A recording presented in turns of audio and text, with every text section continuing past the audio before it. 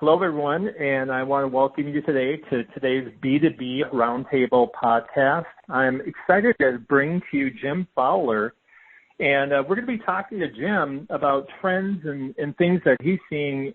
Being a longtime participant in B2B sales, Jim's a legend. He's a founder of Jigsaw, which was sold to Salesforce.com and is now Data.com. And Jim's got a new venture called Owler. I got exposed to Owler about 10 months ago, and I've been using the tool daily. And I think that what they're doing is really interesting, but I think Jim also has some really cool things to share with you about what's working and the things that he's seeing that are impacting B2B marketers and B2B sellers. So, Jim, why don't you describe your organization a bit? Sure. It's a pleasure to be on the show. So Owler is a competitive intelligence platform. It's used by all business professionals, but our biggest participants are sales and marketing, folks that really need to keep their finger on the pulse of their competitive graph.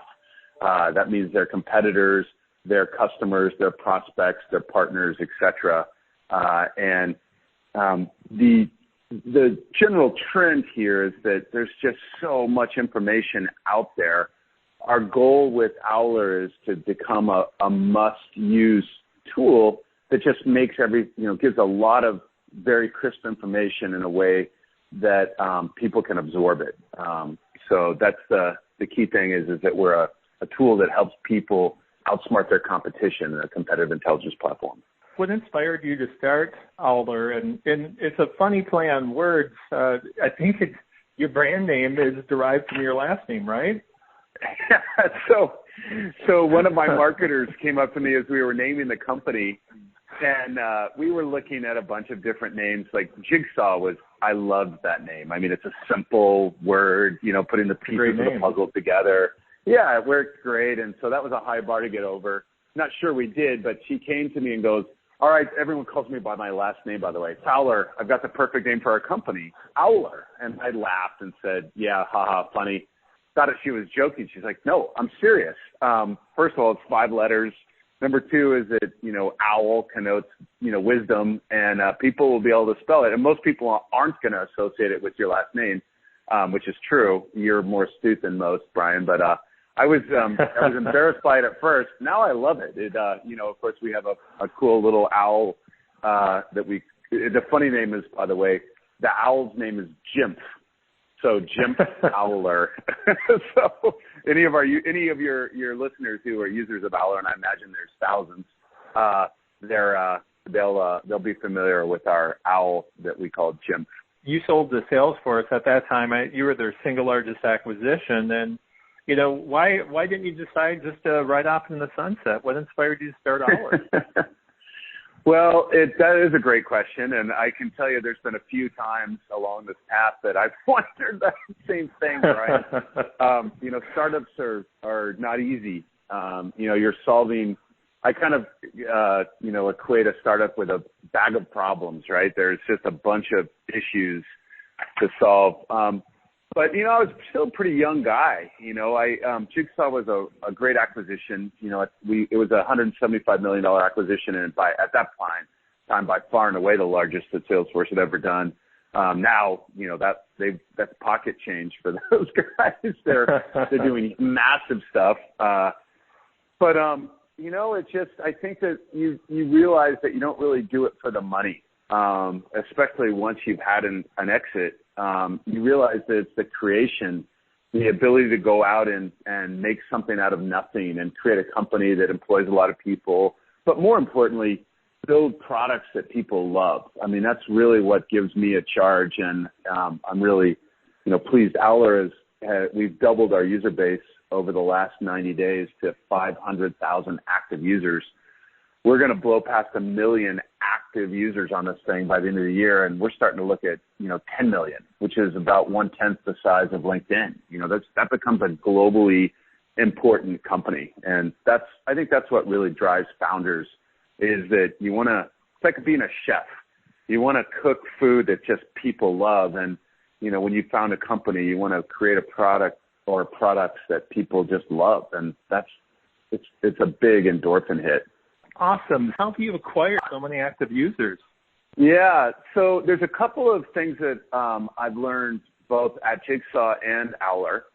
So the first answer for all your listeners out there is it's never easy. So that sounds great. What you need to understand is that back in 13 and 14, as we struggled to figure out a way to get a product that was really engaging, there were many days where when you first asked, why didn't you ride up in the sunset? There were many days during that time where I just went, why am I doing this?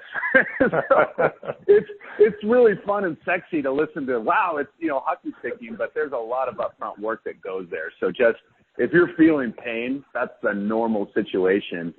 Jigsaw never grew this fast. Jigsaw was more of a linear growth. This is really hockey sticking, which is super fun. But the on-the-ground advice I will give is that the first order of business is to really dial in SEO.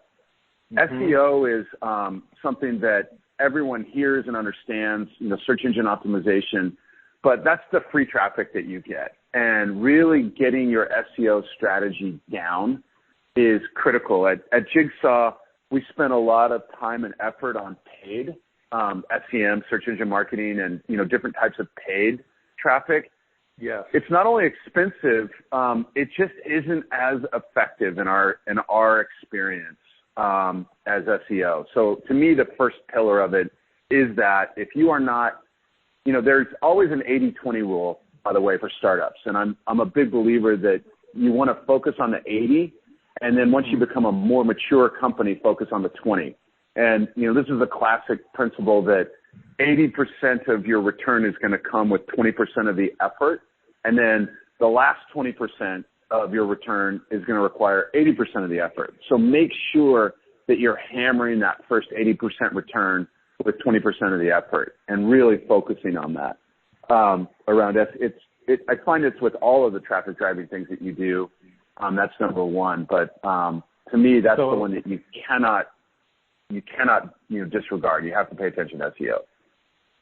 That's great. And what else would you say? What were some of the other lessons you've learned along the way? Yeah, I think these are things that most of your listeners have probably already heard, but I will reemphasize them because they're tried and true. I'm a real believer that your product is your marketing. And obviously, if you're an expensive enterprise product, that's a little bit different because it takes more time to get users. But I still argue that it's the same, is that you can sit there and beat on all of these different ways to get, traffic and get users.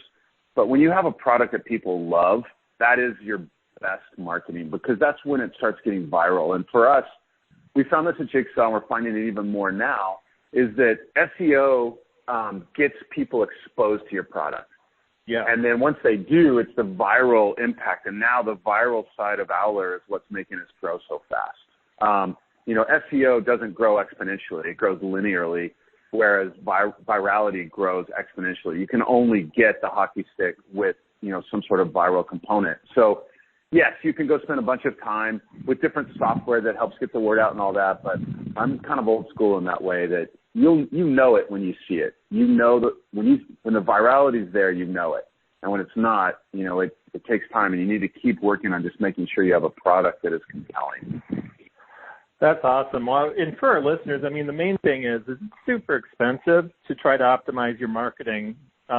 You can't fix a bad product with marketing. It's way expensive. So what Jim said is first optimize your product, and then from there optimize your marketing.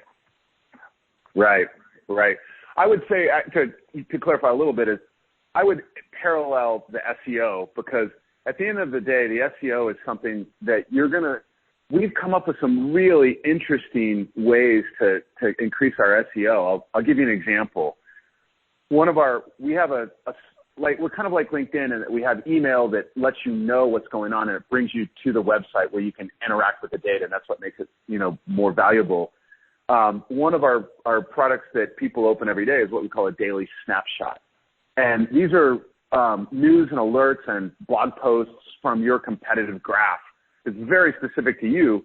When someone clicks on one of those, we came up with this concept called an events page. And instead of just clicking and reading an article, we take you to a page that has a whole bunch of other data on it around, asking you questions about the article, letting you read it. You can always read the whole article, but that's not what most people want to do. They like to scan now. They want to scan headlines. They want to read the first few lines.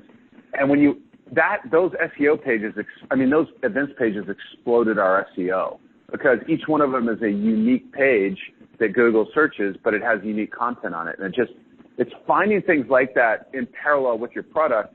I just think that you need to be able to execute on both of those at the same time because once you optimize your product, you still need a way to expose it to everyone. So I recommend a parallel path on SEO and product optimization. What do you see as the future of B2B sales and marketing? Yeah, I would say that the biggest trend that I see, I used to talk about this at Jigsaw, and I'll continue to talk about it now, that sales people are going to continue to have to become better marketers. With Jigsaw, which was, we provided a set of contact data so that you could communicate with people directly with phone numbers and business email addresses. And I said at the time, what this means is that the people on the receiving end of these communications are going to get more and more and more communications. And it's a kind of a funny thing. Sales and marketing, their job is to communicate with people that don't really want to be communicated with, but they need to be because they need to buy stuff. And it's a very ticklish process. I think that we're going to continue to see the buyers or the receivers of these communications get more and more of it. And it's going to become more and more difficult to rise above the noise. And what it means is salespeople are going to have to become better marketers. They're going to have to work hand in hand with marketers in order to get them. And marketers, frankly, just are going to have to become gods because their job is just getting harder and harder. People have no attention. We're in the age of 140 character limit is all people will read. And this makes the job really difficult. And I just think that with that in mind, like all of Owler's, communication is around crisp, simple, scannable data. For instance, our descriptions of companies are one sentence long. We only allow 140 character description of a company, because we know people won't read more than that. And I just think understanding these trends is critical in terms of, future success. And it's going to continue to accelerate is my prediction. Building on this, so I've heard you consider yourself a sales guy. And so what would you say to B2B marketers out there who want to help their sales team sell more effectively today? I'm a big believer that marketing's number one job is to take away salespeople's excuses for not making their number. That's great. So, what you don't want is you don't want this finger pointing. You know what I mean? Marketing's, typical, hey, I've got this budget I spend on it, and sales are so lazy they're not even following up the leads that I'm driving them. And sales will sit there and say, marketing, you're sending me crap leads. And, I, as a CEO and, knowing both sides of this and having come up through the ranks as a VP of sales and a bag-carrying salesperson before I founded Jigsaw, I'm just a big believer that it's all about numbers. Sales is the most measurable department in your organization after finance.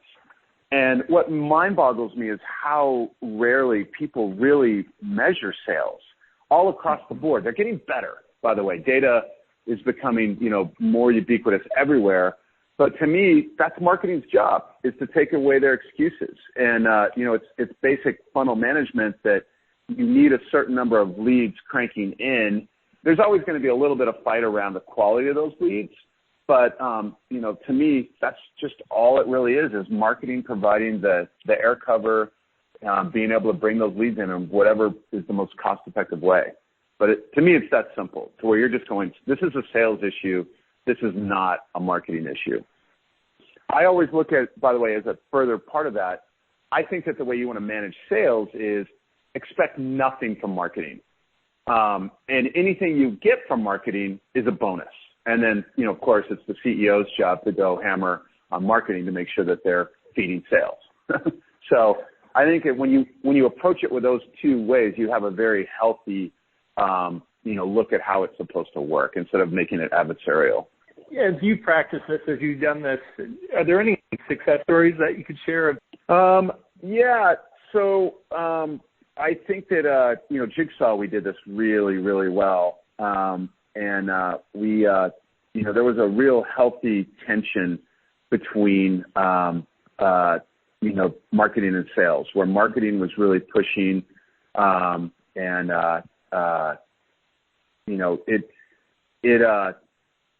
would say that the best way to do it is, just have a way to manage the leads. I mean, there's so much software out there now for, the marketing, all the marketing automation solutions that have come so far, since we did it.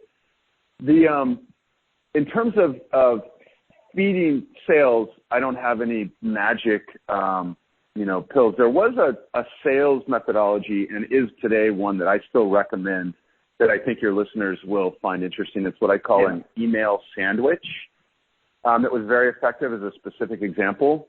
Yeah, tell us more about it. Yeah, so from a sales or marketing, because, it depends on which function it's going to line and where in the pipe you are. But when you're out there trying to push new business, you're trying to take a prospect or a company from what I call a suspect. We believe that these folks should be buying our product, to a prospect, which is we know that they have need and budget. There's a lot of communication that goes there. And again, you've heard me use the word old school a little bit. I'm a big believer in this concept of email sandwich. Email, phone call, email. Email, phone call, email. There's folks out there that love to just email. And there's folks out there that go, oh, emails, no, you got to call them. I'm a big believer in using both of those in a sandwich way. And this is where marketing and sales really need to work together, because marketing is usually expert at A/B testing messaging to get people to respond to something, or they have better. But sales are the point of the spear. They're the ones that are really learning what works and what doesn't work, and have really good communication between these. That's what we did well at Jigsaw. When we start really getting into sales at Fowler and selling our data, which we're not focusing on right now, we're focusing on our user growth and engagement and building the database.